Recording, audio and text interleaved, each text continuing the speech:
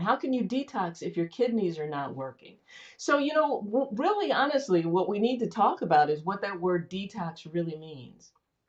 And so when physicians are using the words detox, what we're really saying is, what can we do to help you and your organs better do the things that are designed to do, right? And so when it comes to detoxification, what we're really talking about is removing the things from your body that need to be removed. And so we automatically think like toxic stuff, right? So of course you want your body to remove toxic stuff.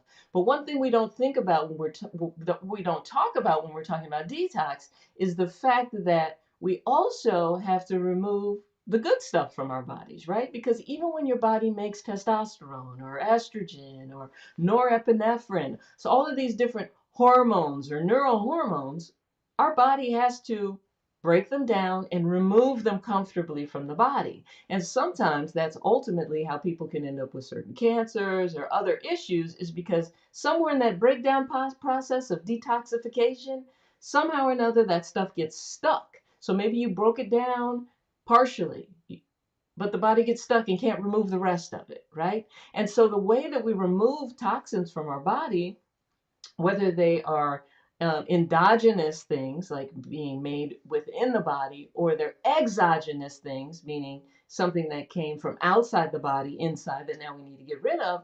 The ways that we're doing that is we have to usually change it in some way, shape, or form so that the body can then process it, break it down, and then excrete it or get rid of it. Excrete is just a word that basically means get rid of it.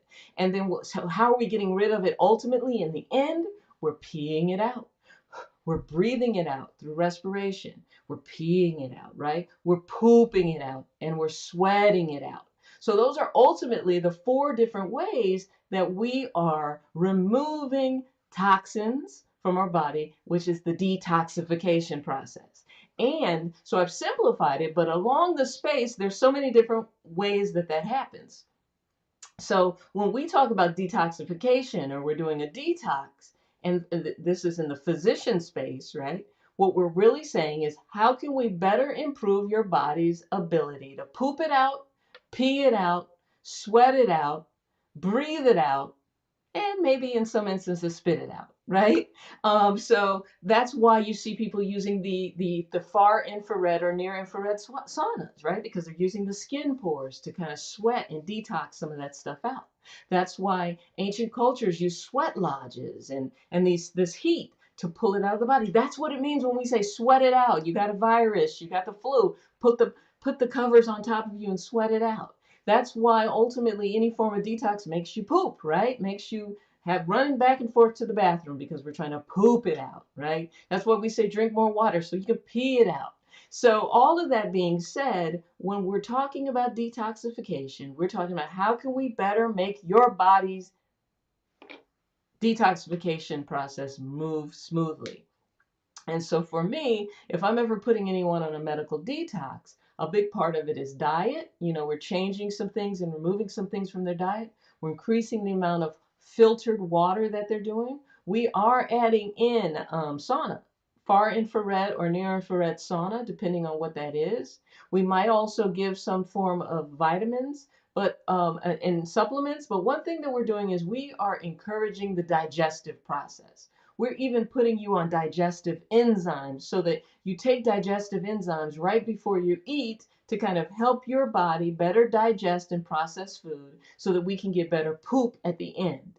And then for some people, we're also sending them for cleansing so that they can actually get, an enema or some sort of process where water is helping remove some of that packed stool that's been in there, right? So, and then of course, one thing that we're always trying to do is rebalance the gut, using the gut, putting probiotics back in there, or prebiotics, which are food that the probiotics eat in order to do their thing, so that we can rebalance the body so that we can get your body better able to do the things that it was originally designed to do, right?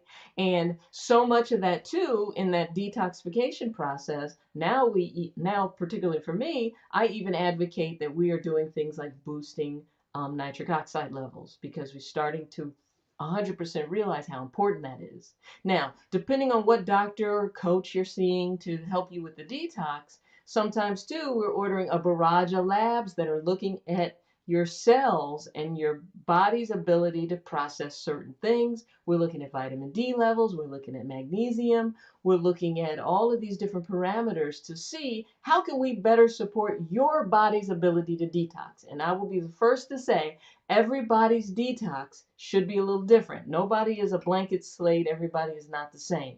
But there are so many different ways to improve your body's ability to detox.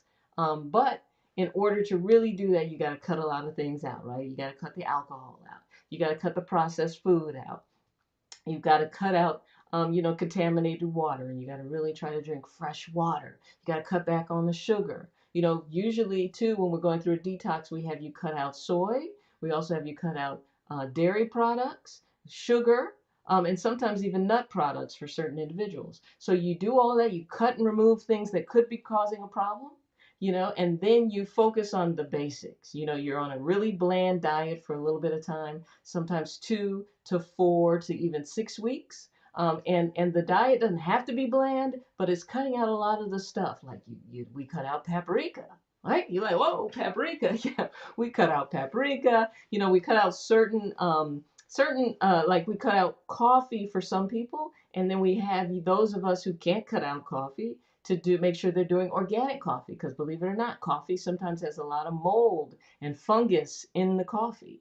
Like for instance, if you're not responsibly sourcing your coffee beans, sometimes the coffee beans sit around and they collect little fungus, and they could actually be making you sick. So detoxification is a whole 10-day presentation in and of itself. But in order to improve your body's ability to detoxify, really you cut back on the toxins and rev up your own body's cellular system so that it can handle anything, and just be ready for that. Great. Awesome.